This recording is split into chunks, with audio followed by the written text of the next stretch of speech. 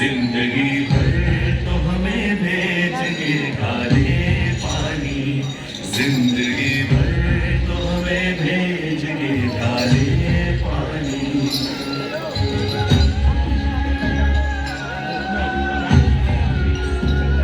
आसमां का यही बाकी था नजर आने को, लागे गुर्बत में रखा है हमें तड़पाने को।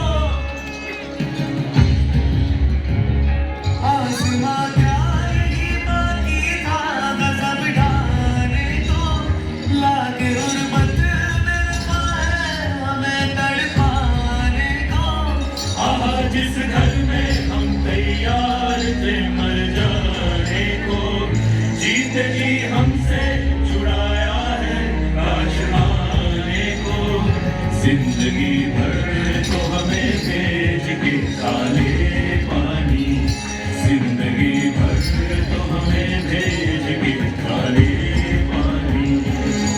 मारा की ऊँटों पे डाले पानी, कोई माता की ऊँटों पे डाले पानी।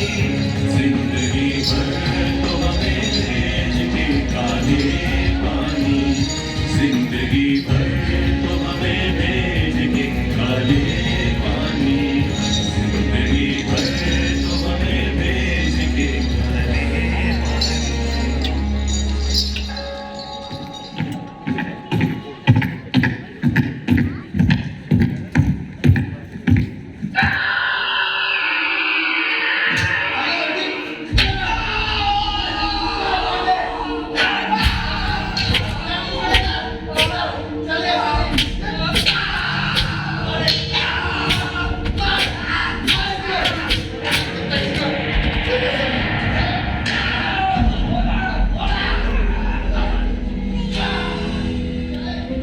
अब जुल्मों की निशानी लोगों, दरो दीवार पे लिखी है कहानी लोगों।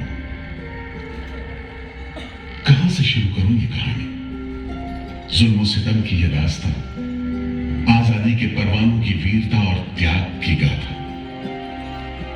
मैं जो एक रूह हूं, आत्मा हूं, उन तमाम लोगों की जिन्होंने अपने खून पसीने से, अपने बलिदान से, जान की कुर्बानियों से इस मिट्टी के जर्रे जर्रे को आजादी का तीरथ बना दिया। मैं गवाह हूं उस जुल्म का जो यहां आदम के बेटों ने आदम के बेटों पर बेरहमी से ढाया। सदियों से मैं इसी जगह मौजूद हूं। मेरे सीने में दफन है वो सारी कहानियां जिन्होंने इन हरे भरे खूबसूरत टापुओं को वो खौफनाक नाम दिया, काला पानी।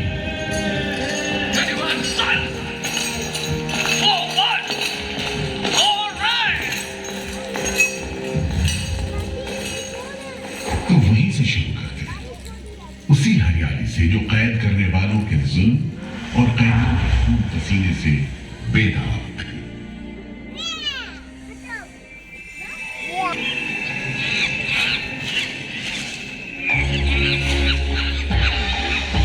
कहते हैं अंडमान द्वीप समूह का नाम रामायण के प्रतापी वानर देवता अंडमान यानी हनुमान के नाम पर रखा गया था।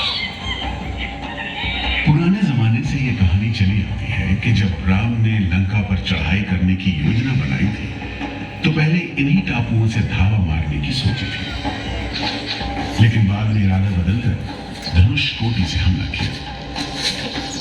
इतिहास और पुराण में अंडमान द्वीप समूह इसी सिलसिले में याद किया जाता रहा है।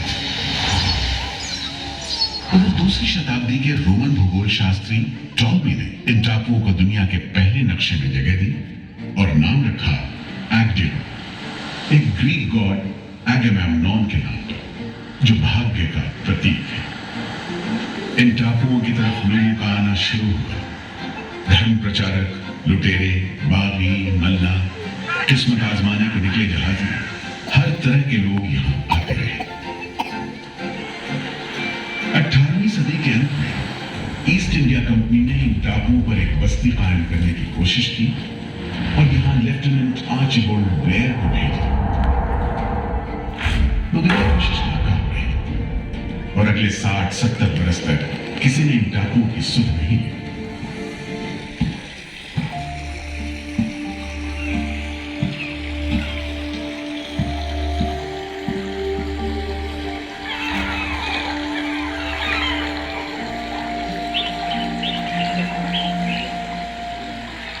प्राकृतिक खूबसूरती और शांत समुद्र के बीच जिंदगी की खामोश लहरें उठती और बैठ जाती। उगते सूरज के साथ पक्षी जागते और डूबते सूरज के साथ इन टापुओं पर जिंदगी सुकून से सो जाती। कि तभी भारत का पहला स्वाधीनता संग्राम यानी 1857 की आजादी की लड़ाई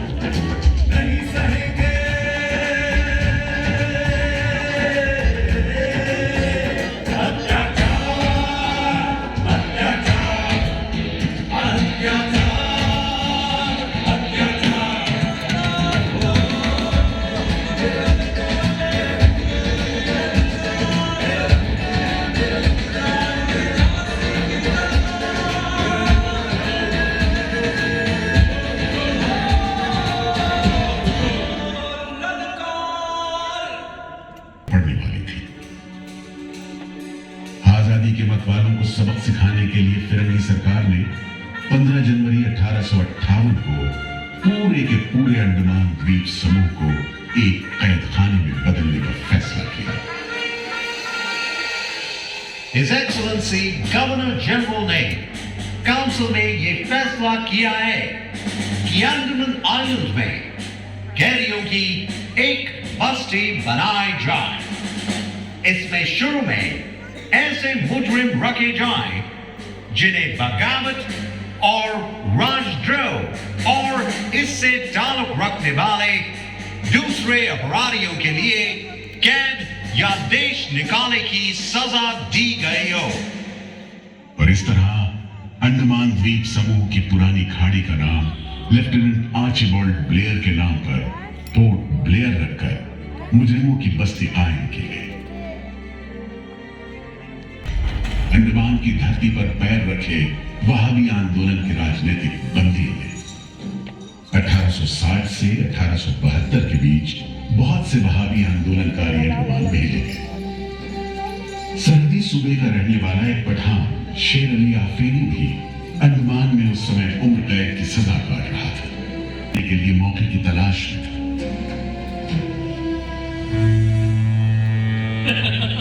क्यों है शेर अली, तुम इस भीड़ भाड़ में कैसे? ओए, हम सुना है फिरंगी का नाथ साहब इधर आता है, हम भी देखने आया है जुल्म करने वाले का सरदार कैसा दिखता है।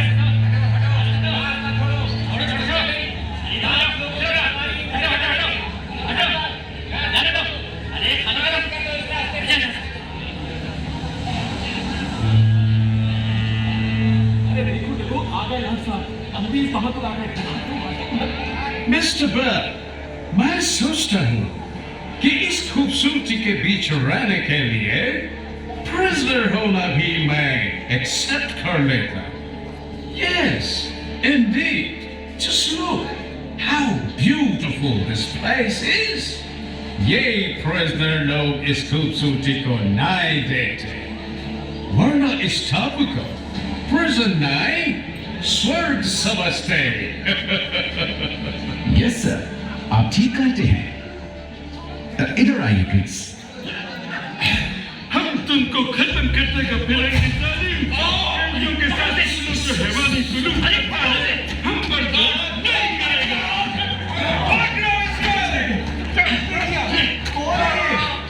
शेर अली है सजा याफ्ता कैदी, सजा में रियायत पाकर नाई की दुकान चलाता है। जैसा कि होना था, शेर अली को फांसी हो गई।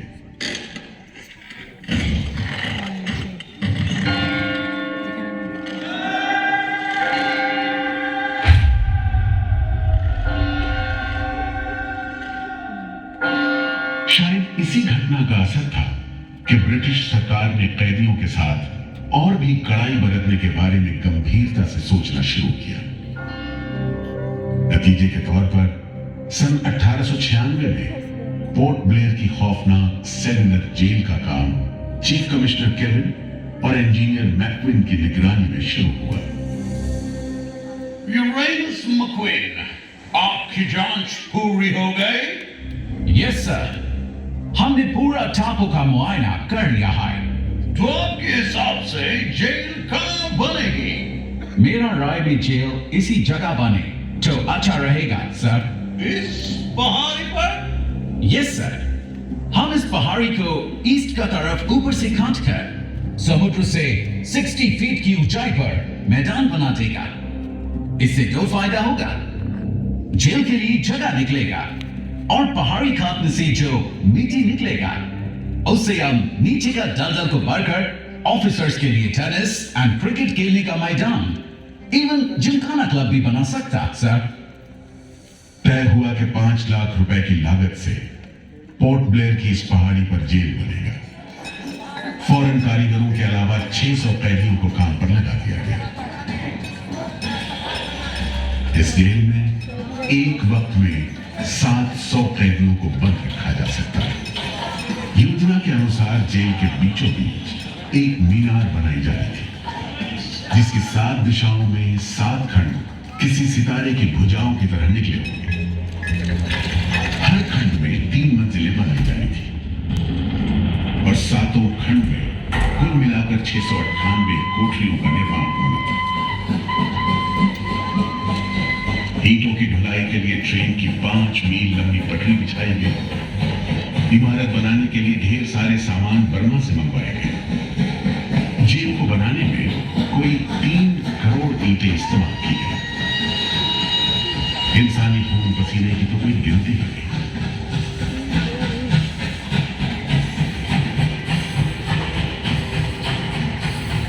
सुबह, दोपहर, शाम, रात कोड़े चलते रहे और काम होता रहा।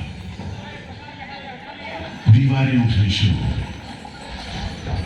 आखिरकार 10 साल बाद सन 1906 में यह विशालकाय जेल तैयार हुआ और यहीं से अंडमान के इतिहास का सबसे काला दौर शुरू हुआ।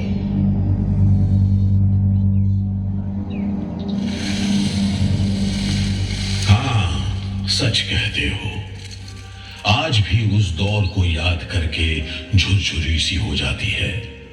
मैं पुराना पीपल का पेड़ जेल खाना बनने के इस लंबे अरसे में हर रोज अपनी जान की खैर मनाता रहा, क्योंकि इस पहाड़ी पर उगे हुए घने जंगल साफ करने के दौरान बहुत से लोग थे जिनका ख्याल था कि मुझे भी और पेड़ों की तरह काट गिराया जाना चाहिए, लेकिन मैं बच निकला। मेरी किस्मत में शायद खड़ा रहकर इस जेल में होने वाली यातनाएं देखना लिखा था। हर एक कैदी जेल के फाटक के भीतर आकर मेरी डालियों के नीचे से ही निकला है।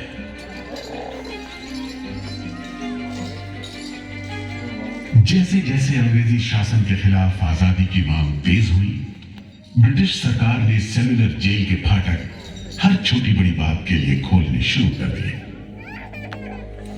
किसी ने पर्चा निकाला तो अंडमान जेल, किसी ने लेख लिखा तो अंडमान जेल। लेकिन जब आजादी की लौ दिल में जल रही हो तो लोगों को कब तक रोका जा सकता है? 20वीं सदी शुरू होते होते फिरंगी सरकार के खिलाफ जंग में तेजी आ गई। अलीपुर षड्यंत्र कांड, चटगांव डकैती कांड, काकोरी कांड, लाहौरी बम कांड, मोपला विद्रोह, नासिक षड्यंत्र, कितने मामले गिनवाए। ये सूची लंबी है। लिहाजा एक नए किस्म के अभियुक्तों ने अंडमान की सेलुलर जेल में कदम रखा। ये नई किस्म थी क्रांतिकारियों की। क्या शानदार लोग थे।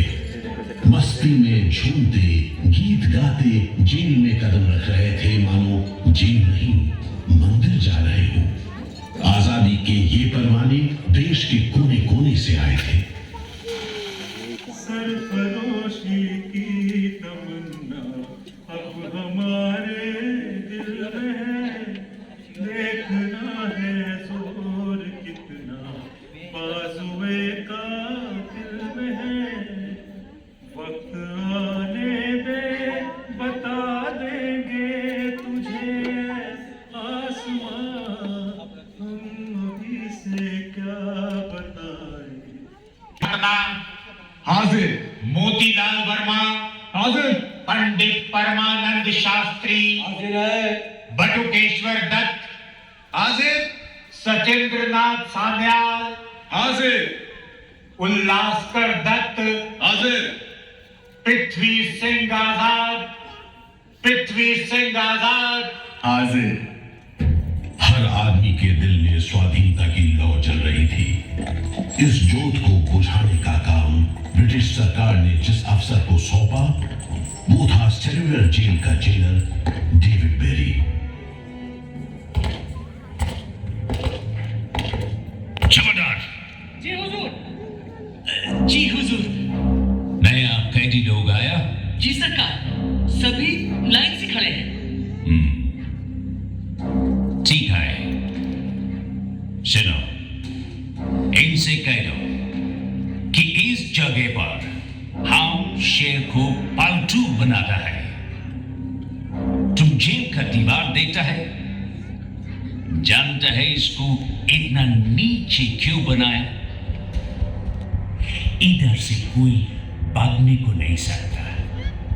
यह सब तरफ 1000 माइल्स तक पानी है और ऊपर खुदा है। और तुम हमको देखता? हम इधर का खुदा है, डेविड बेरी। Get it? जेल की गंदी सीलन भरी बदबूदार हवा में कैदियों का बंदी जीवन शुरू होता है।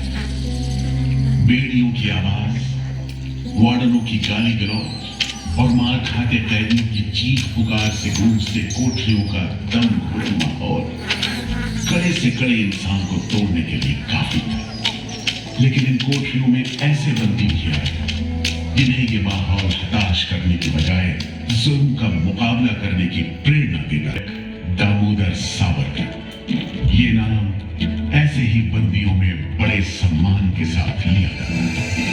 जयोस्तुते ते जयोस्तुते ते जयोस्तुते ते जयोस्तुते ते जयोस्तुते ते जयोस्तुते ते जयोस्तुते ते जयोस्तुते ते जयोस्तुते ते जयोस्तुते ते जयोस्तुते ते जयोस्तुते ते जयोस्तुते ते जयोस्तुते ते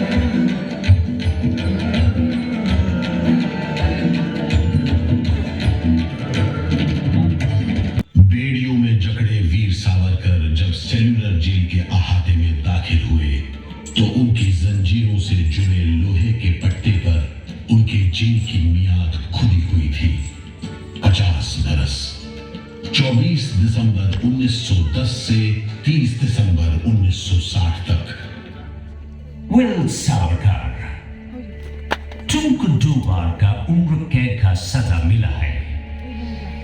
50 बरस बाद सरकार तुमको छोड़ देगा।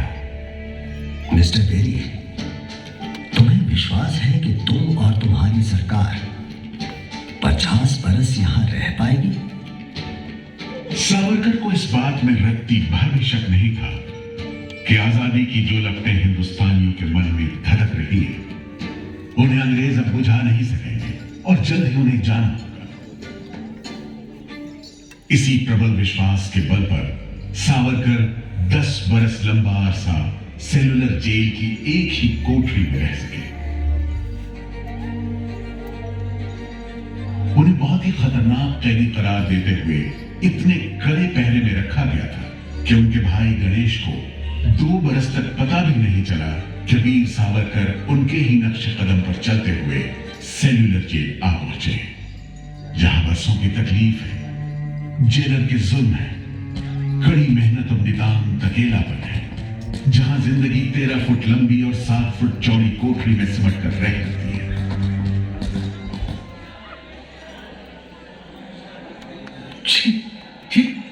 ये कैसा कद्दी खाना है? चावल में कंकड़ है, सब्जी में रेत है, दाल में कीड़े। खाना क्या है? घास फूस है। बर्तन भी देखो कैसे टूटे फूटे, जंग से लाल और तेल से जुड़े हुए। सबसे ज्यादा कमी तो पानी की है। आज सुबह जब मैंने पानी मांगा, जमादार बोला दिन में 2 बार मिलेगा बस। अरे पीने लायक होता तो बात था। इतनी बास मारता है कि नाक बंद करके पीना पड़ता है। इस खाने को कैसे खा सकते हैं? कैदियों को गाली देना या पीटना मामूली बात थी, चाहे वो खा रहे हों या काम कर रहे, डालने के उपकरण लगे थे।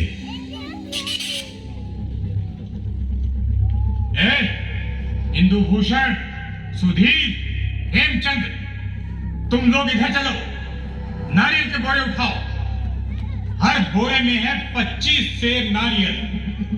इन्हें पहुंचाओ 3री मंजिल पर। शाम तक हर आदमी को 30 पाउंड तेल निकालना है, समझे? हम इतना तेल कैसे निकालेंगे? वो मशीनें तो हाथ से चलानी पड़ती हैं। जबान मत लड़ाओ बदमाश। जो हाथ बम पिस्तौल चलाते हैं वो मशीन नहीं चला सकते। चलो जल्दी करो, भाग कर जाओ और काम करो।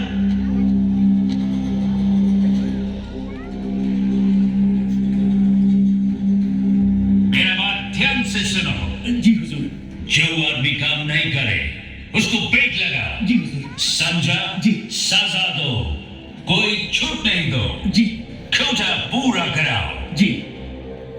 लेकिन तमाम मारपीट और गाली गलौज के बावजूद वो किसी की भी हिम्मत तोड़ने के लिए काफी थी।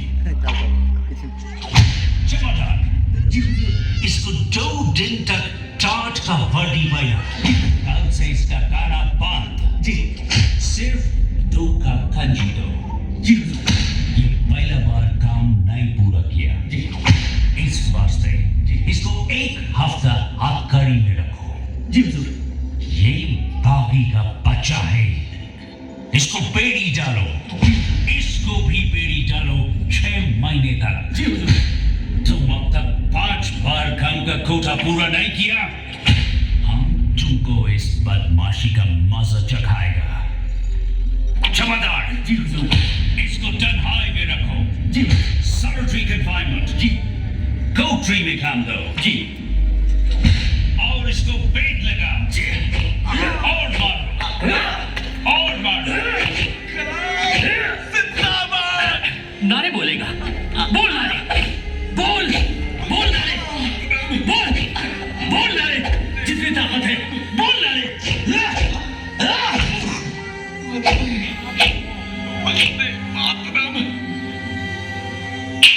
उल्हासकर दत्त ने इस सारी तकलीफ की दिल को छू देने वाली तस्वीर खींची है। हमारे गांव में तेल के लिए कोल्हू में बैल जोते जाते हैं। वो भी दिन में 10 से 12 सेर से ज्यादा तेल नहीं निकाल पाते। जेल में मुझे 2 और कैदियों के साथ बैल की जगह जोत दिया जाता था और हमें शाम तक 1 मन नारियल का तेल निकालने का काम सौंपा जाता। जमादार हमें दौड़ने पर मजबूर करते और रफ्तार धीमी होने पर कोड़े मारते। हर रोज न जाने हम कितनी बार लड़खड़ाते, गिरते और मार खाते, और ये सिलसिला निरंतर चलता रहा। हुजूर, ये काम करने से इनकार करता है। क्यों काम नहीं करेगा? जैसा बर्ताव ये जमादार करते हैं उसमें मैं काम नहीं करूंगा।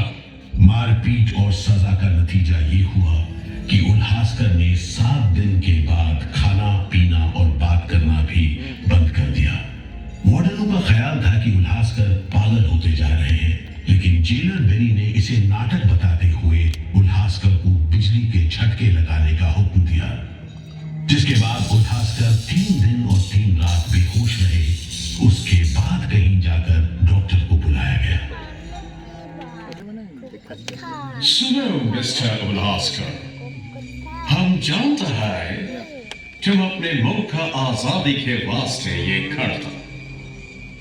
हम तुम्हारा काम को ठीक नहीं समझता, लेकिन तुम अभी जवान है।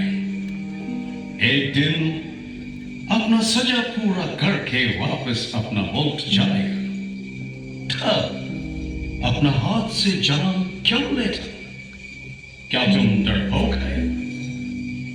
हम अपना सीनियर ऑफिसर का हुक्म नहीं बदल सकते, लेकिन तुम चाहेगा तो हम तुमको मेंटल हॉस्पिटल में भर्ती करवा देगा। ठीक है, इन जानवरों के बीच रहने से पागलों के बीच रहना बेहतर होगा। उल्हासकर की सारी तकलीफ का जेलर ने क्यों सावरकर, तुम भी पागलपन का बहाना करेगा क्या? तुम्हारे बाद मिस्टर बेरी। अच्छा। हाँ, जिस तरह के अत्याचार तुम कर रहे हो उनसे कोई भी आदमी पागल हो सकता है। रहने दो ये सब बात सावरकर। तुम अच्छी तरह जानता है उल्लासकर पागल नहीं है, बहाना खाता है।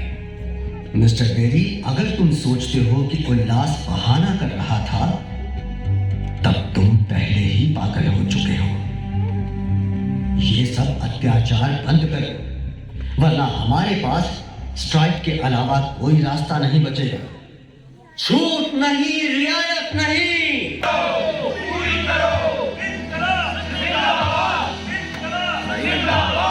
बंदियों को छोड़ दो, बंदियों को छोड़ दो। और इस तरह कैदियों ने अपना आखिरी हथियार इस्तेमाल करना शुरू किया। हड़तालों का एक लंबा सिलसिला चल पड़ा, मगर ऐसे मामलों से जेलर बेरी और उसके अमले के रवैये में कोई खास फर्क नहीं पड़ा। कुल मिलाकर सेलुलर जेल के कैदी तकलीफ और बदसलूकी के बीच अपने दिन गुजारते रहे।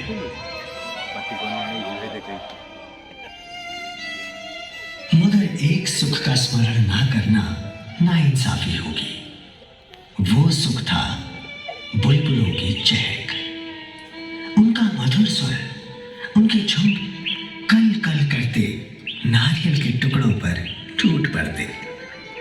गंभीर विचारों से मुक्ति पाने के लिए मैं मन को बलपूर्वक इन बुलबुलों की चहक में लगाए रखता। मैं अपनी भाषा उन्हें सिखाने में असमर्थ था। यदि सिखा पाता तो मैं उन्हें देश प्रेम के गीत सिखा देता, ताकि अगर कोई मेरी कोठरी खोजता हुआ आए तो लोग कहें कि जिसके सामने बुलबुल देश प्रेम के गीत गा रही हो, वही सावरकर की कोठरी है। एक बार में 3 कैदियों को फांसी पर लटका दिया जाता। दिल दहला देने वाली चीखें निकलती, जेल का घंटा खनखना उठता, जेल की मीनार पर लगी बत्ती जलती बुझती रहती और 8 मील दूर तक खड़े जहाजों तक खबर पहुंच जाती कि फिर से कुछ कैदियों को फांसी पर लटका दिया गया है। 12 मई 1933 को कैदियों ने फिर भूख हड़ताल का सहारा लिया। भूख हड़ताल करने वालों में सरदार भगत सिंह के बहादुर साथी महावीर सिंह भी शामिल थे। हड़ताल के 5वें दिन जब कैदियों को जबरदस्ती खुराक दी जाने लगी तो महावीर सिंह ने ताकतवर विरोध किया। जालिमों, तुम नहीं जानते कि हम कौन हैं। हम मर सकते हैं पर छुपकर नहीं रह सकते। हमें ऑर्डर मिला है तुम्हें दूध पिलाने का। चलो जमादार, पकड़ो इसे। कलाम जिंदाबाद।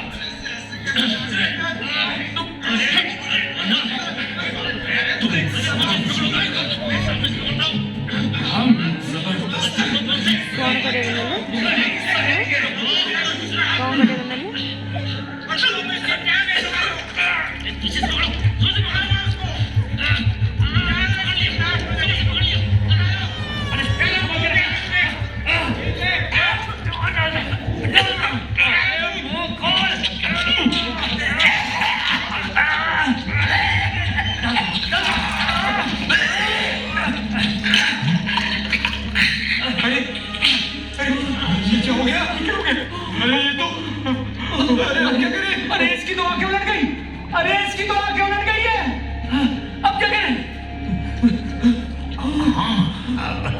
लगता है दूध इसके फेफड़ों में चला गया है। क्या हो, नली निकालो, जल्दी करो, जल्दी।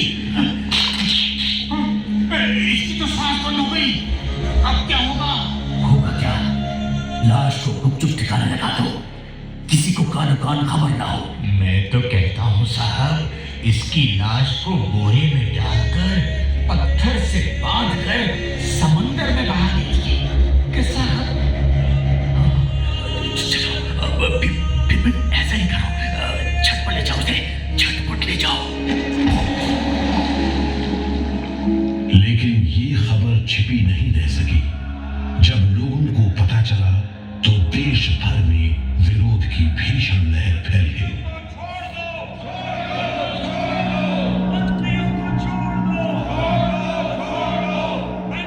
और फिर 45 दिन बाद 26 जून 1933 को जेल अधिकारियों ने हथियार डाल दिए। लेकिन देश अभी भी गुलामी की जंजीरों में जकड़ा हुआ था।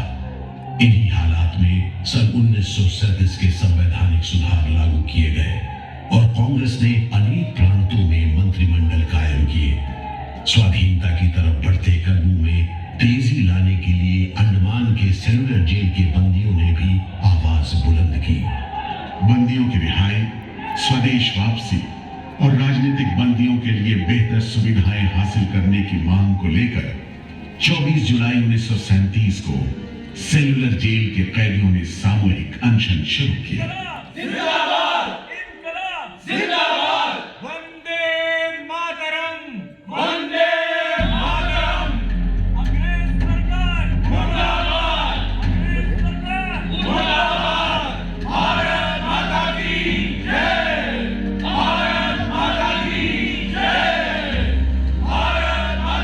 इस भूख हड़ताल का असर पूरे देश पर पड़ा। जगह जगह कैदियों के समर्थन में आंदोलन होने लगे। सारे देश के राजनीतिक बंदियों ने अनशन शुरू कर दिया।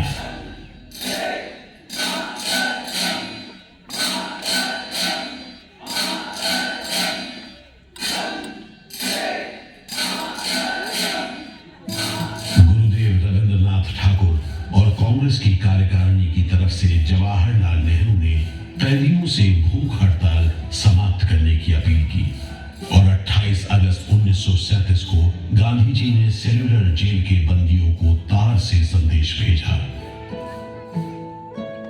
मैं गुरुदेव रविंद्रनाथ टैगोर और वर्किंग कमेटी की राय में अपनी अपील भी जोड़ना चाहता हूं। आप सब हड़ताल वापस ले लें और हम पर भरोसा रखें। हम आपको राहत दिलाने के लिए पूरी कोशिश कर रहे हैं। कैदियों पर गांधी जी की इस अपील का बहुत असर पड़ा। सभी कैदियों ने आपस में सलाह करने के बाद जवाब दिया। देशव्यापी अपील और आपके संदेश ने हमारे दिलों को छू लिया है। हम इस भरोसे पर भूख हड़ताल मुलतवी कर रहे हैं कि सारे देश ने हमारी मांगों और हमारे उद्देश्य को अपना बना लिया है। वंदे मातरम। नतीजे के तौर पर सितंबर 1937 से सेलुलर जेल के कैदियों की स्वदेश वापसी शुरू हो गई। आखिरी जत्था जनवरी 1938 में रवाना हुआ और 80 साल बाद सेलुलर जेल राजनीतिक बंदियों से खाली हो गई और अंडमान द्वीप समूह के इतिहास का एक तकलीफदेह दौर खत्म हो गया।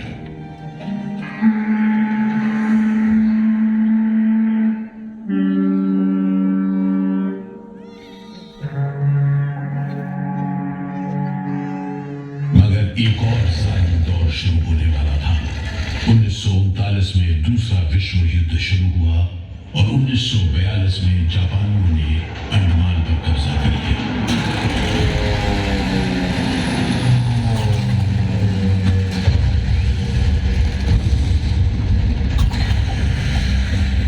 हालांकि अंडमान पर जापानियों का कब्जा सिर्फ 3 साल रहा, लेकिन इस अरसे में भी उन्होंने काफी जुल्म किया। हर आदमी उनकी नजर में अंग्रेजों का जासूस था। हर रोज खेतों से, दूर दराज के गांव देहात से दसियों लोग पकड़े जाते और मौत के घाट उतार दिए जाते। बहुत से लोग तो खाने की कमी के कारण जहाज पर लादकर दूर समंदर में फेंक दिए गए।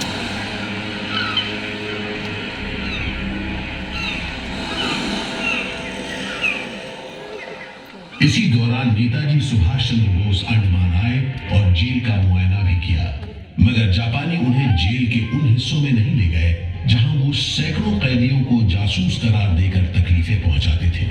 अपनी छोटी सी अंडमान यात्रा के दौरान नेताजी ने तिरंगा भी फहराया।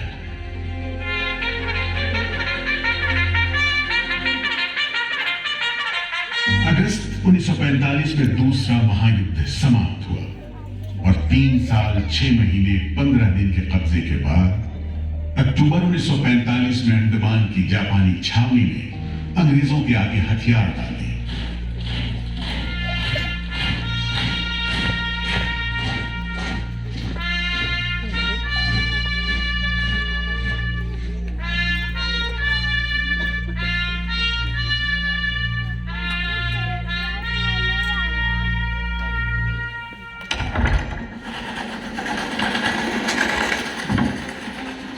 सेलुलर जेल के फाटक एक बार फिर खुले और कैदियों को रिहा कर दिया गया। इसके बाद 2 साल के अंदर अंदर भारत में ब्रिटिश सरकार का शासन खत्म हो गया।